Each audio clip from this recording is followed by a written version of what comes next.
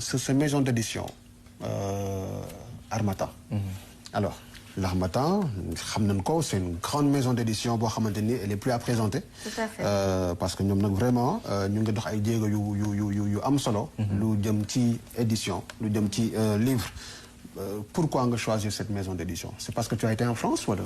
Alors, je choisir parce que déjà, il faut implanter au Sénégal. Bon, après Harmattan, la maison mère, elle est à Paris. Mais Sénégal, voilà, le docteur Abdoulaye Diallo, mon fils Oubi Ben maison. Et effectivement, comme Ninga Ouahel, ça participe beaucoup à la production littéraire. Parce que en 2009 ou 2008, il me semble, il y avait un peu de carence en termes d'édition. Je pense qu'inspiré de nous, nous commençons à une maison d'édition, de participer à la création littéraire et artistique. Mais l'État Harmattan, première chose, dans le Sénégal, je vais choisir une maison d'édition pour le Sénégal. Les moitiés failles peut-être n'ont pas mais Japonais dina participer à la sauvegarde de la maison. Voilà, c'est ce que. Et puis deuxième chose, c'est une maison internationale. Si je publie à Dakar, mais il est publié à Paris. Parce que le livre en instantané, il est disponible sur Paris. Aux États-Unis, vous me donnez Internet, il faut le commander. Donc voilà. Mais la première chose, c'était en termes de, on va dire, de patriotisme. Deuxième chose, parce que c'est un truc international et qu'on peut choper le livre, on ne fait pas tout dans le monde. Super. Binta. Parce qu'elle a beaucoup de questions à te poser. Pour un peu, peut-être, ça va être le dernier tour pour nous des petits livres, parce qu'il y a d'autres aspects également très importants. L'entrepreneuriat, formation, on va y revenir. Mais en parcourant le livre, on voit que très souvent, Jean-Yves, pour toujours inciter les jeunes, des exemples, pour toujours voir une bonne gouvernance. Je vois que vous avez même évoqué la révolution Torodo de Thierno Souleymane Baal de 1776. Donc, bataille, pour dire que si nous avons il y a des exemples, jeune, même on peut s'inspirer de ça. Ah, mais clairement, parce que Thierno Souleymane Baal, c'est un précurseur dans la bonne gouvernance au Sénégal. C'est-à-dire que nous, effectivement, Afrique, comme nous avons dit, c'est Égypte. C'est nation nègre et culture. Effectivement, Égypte, l'Antiquité, c'est vraiment antique. Le Buriti Afrique qu'on peut retrouver à l'Égypte en tant que berceau de l'humanité. Mais bref, si je reviens à Thierno Souleymane Baal, oui, j'ai voulu le citer. Parce que surtout si l'Afrique, Banque mondiale, les institutions de Bretton Woods, la Banque mondiale, le Fonds monétaire international, nous avons des règles. Les réunions en Afrique, surtout si nous voulons développer, il y a un principe de bonne gouvernance qui est sukkandiku bi ci njëkk mooy dañu war a nekk réew yuy garantir bonne gouvernance donc bonne gouvernance di impliquer transparence maanaam bu ñu la dénkee xaalis nga jubal responsabilité bu coow amee te yow si sa responsabilité la nekkoon nga war a démissionner bàyyi gars yi xool di garantir aussi état de droit donc ñoom lañ jàpp ne daal lii buñ ko doxalee rek Afrique war na mën jëm kanam te effectivement booy xool aussi Afrique de l'Est nos plus grandes problématiques c'est résumé à la bonne gouvernance donc finances publiques etc. État de droit, etc. Mais avant nous, Thierno Souleymane Baal da ko waxoon ci sunu culture. Donc ben exemple bi ci kii rek danaan booy fal ku nekk imam wala en tout cas tànn leen ki gën a màgg. Voilà ki gën a ëpp xam-xam affaire du ay ndono su naree nekk bu amee ñoo xam ne dañ ko bëgg a defee fi ndono ngeen écarté leen. Bref voilà loolu moo taxoon ñu ñëw aussi pour wane ne effectivement ñun am nañ culture boobu. Et qu'il suffit peut-être de s'y conformer. Pour nous avancer sur ce Très bien. Alors, l'audace de s'engager à vraiment découvrir. Et on rappelle que le mercredi, je pense, ce sera à Louga. Inch'Allah. Là, je peux présenter parce que dans l'Union Book Tour, malheureusement, il ne pourra pas être là physiquement parce que pour des contraintes professionnelles. Mais donc, nous avons lancé au Lyon, lancé aussi Paris, septembre dernier.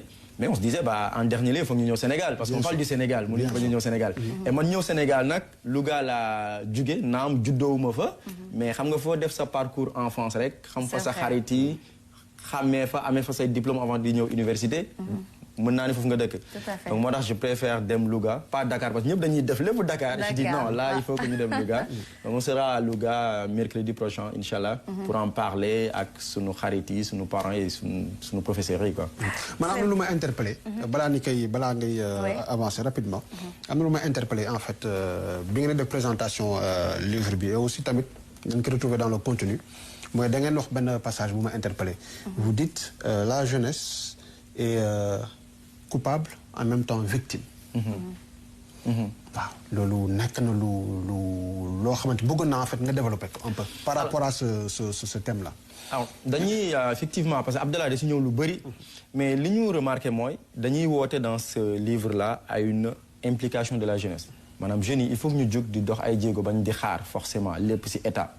à partir du moment jàng nga am nga expertise sa expertise mën nga ko monnayer. naam dina difficile parce que Rokhaya Diallo benn franco-sénégalaise da doon wax ci téereem bu mu tuddee ne reste pas à ta place. et comment arriver là où personne ne vous attendait maanaam. place bi nga xam ne nit ñi dañu jàpp ne fa nga juddoo bul fa toog demal ci place boo xamante ne nit ñi xaaruñu la fa woon mais effectivement loolu pour mu am nag il faut que contexte social bi ngay dund mën la ko permettre parce que nee nañ bon vouloir xam nga Sénégal dañu naan vouloir c'est pouvoir maanaam soo bëggee dara rek mën nga ko mais c'est pas forcément vrai parce que mën nga bëgg dara mais contexte bi ngay évoluer socialement économiquement et politiquement mën la ko bañ a permettre bëgg dem taxulaa mën a dem voilà donc pourquoi ñu ne la jeunesse est coupable donc bu ñuy woote que ne jeunesse est impliquée et cetera mais coupable parce que aussi tey les moyens d'information sont disponibles te da ngay jël benn application bu tudd TikTok tey li ñuy wax les moyens d'abrutissement ci africains yi la ëppee ñoo ciy fecc ñoo ciy woy ñoo ciy danse xam nga soo commencé wax lu xaw a sérieux sax ñu ne léew da nga mature non kenn du la déglu sax xam nga donc lu tax ñu ne on est coupable parce que les moyens d'information sont là ñun tey via sama cabinet de conseil dañuy lancer ay recrutement Sénégal mais il suffit ñu lancer recrutement nga xool nit ñi ni ñuy répondre ci offre d'emploi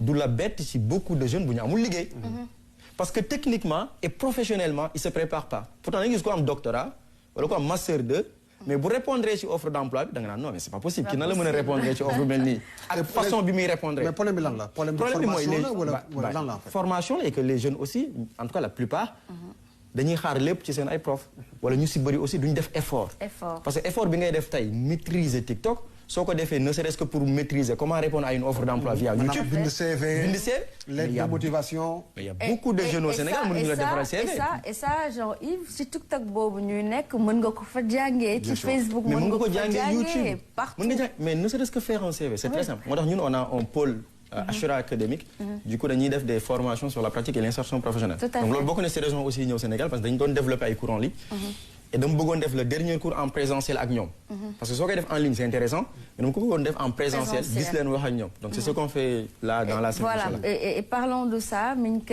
bëggoon naa ñu ñëw aussi parce que le cabinet offre des séances de coaching yi nga xamante ne jeunes yoo xamante ne Jean-Yves bëgg nañu ñu former wu dans l'entrepreneuriat par exemple aussi nga leen di dimbale un peu pour peut-être ceux qui rêvent d'aller un jour en France comment ils peuvent s'insérer facilement peut-être mën a nekk dans de bonnes conditions mën nga ñëw ci loolu. Ouais, effectivement mais pour finir si Jean-Yves donc coupable on est coupable parce qu'on va pas à la source de l'information te tey information tey loo bëgg a jàng si àdduna même sa professeur bu la ko jàngalul mën nga ko jàng si internet bi victime parce que nag dañu am ay pouvoir public yoo xam ne et la société ñoo aussi war a préparer ñu war ñu aussi mettre dans des conditions optimales de réussite loolu nag bon bu ñu ko deful on est victime de ces pouvoirs publics là qui manquent quelquefois d'ambition et de vision voilà si je peux le résumer maintenant pour revenir à ta question aussi très rapidement effectivement liggéey bi ñuy def mooy que ne man dama jàpp ne man bi may nekk Sénégal je me rappelle dama defar sama CV wër Dakar déposer stage mosuma am mais xam naa peut-être anam ba ma ko doon defaree moo baaxul parce que dem naa ba 3e année mosuñu ma jàngal noo bindee CV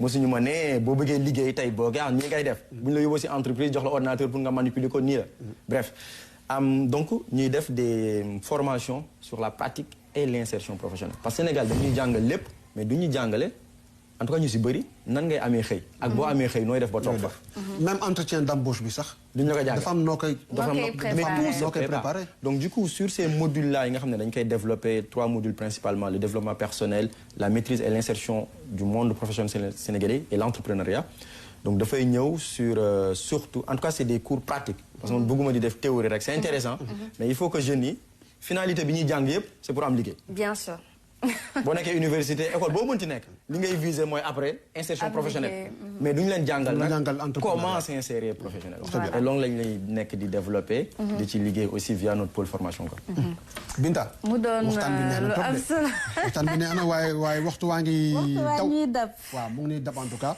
alors sunu dernière rubrique rapidement mooy baatu wolof bi mooy sunu citation wala proverbe du jour Binta yow mi nga xamante ne yow njóobeen bi defe naa yow laa koy bàyyil non tey ñambur bi laa koy bàyyil waaw alors tey nag. moom gis noonu à l'écran. voilà suñu proverbe danaan cokkeer mënula réer morom ma ci mbob. cokkeer mënula réer morom ba ci mbob. donc le ñambur c'est ça. quand on est de Louga c'est ça. waaw yaakaar naa ne mais baat ba moom xaw ma ko wax dëgg yàlla. non tu déçois là tamit. et toute la confiance qu'on avait. yoo leen si yaakaaroon de. yoo leen si yaakaaroon parce que. sama mbokk mi nga xamante ne mooy Binta moom tamit njóobeen la boo xamante ni. vraiment léeg-léeg tamit nga yaakaar ko si baatu wolof yi waaye doo xam daal moom fu mu jaar. non mais bii voilà. cokkeer c'est cokkeer mooy lan. cokkeer je pense dina nekk pentade wala naat waaw piccu àll. waaw de cokkeer mooy perdrix. parce que naat mooy def naa naat mooy pentade. pentade d'accord. donc cokkeer mooy perdrix parce que y a la perdrix. y a la pentade. y a beaucoup de variétés. y en a beaucoup. donc pour dire que cokkeer mënul réer moromam. ci mbob peut-être pour dire que peut-être qui se ressemble s'assemble et que c'est facile suñu nekkee maag yow même chose c'est facile de se retrouver mënoo maa réer fenn xam nga soo duggoon ci barigo sax génnaat je veux dire ça c'est Jean-Yves voilà Binta de l'a bien résumé en tout cas alors di fàttali ni toujours que ñu ngi ak suñu invité Bocar Fofana moom mi génne livre boo xamante ni mu ngi ko commencé bind en 2020 donc moo nekk suñu invité malheureusement nag je pense qu'on a fait un peu le tour mais rapidement xanaa rek bàyyil la kàddu gi bu dee xëy na dafa am benn dernier message boo bëggul lancer et au passage aussi di fàttali ni livre bi mu ngi ko bind en co-auteur ak ki nga xamante ni mooy Abdallah Faye moom mi ni gis noonu donc ci écran bi alors Bocar peut-être un dernier mot un dernier message. Merci à vous c'est vraiment le dernier mot merci à vous de m'avoir donné cette opportunité ñu waxtaan ci Sénégal waxtaan ci livre waxtaan ci affaire yu bëri et puis moi ça fait 5 ans laa gëjoon Sénégal donc xam nga dafay c'est plein d'émotions su ñëwaatee Dakar ñëwaat Sénégal.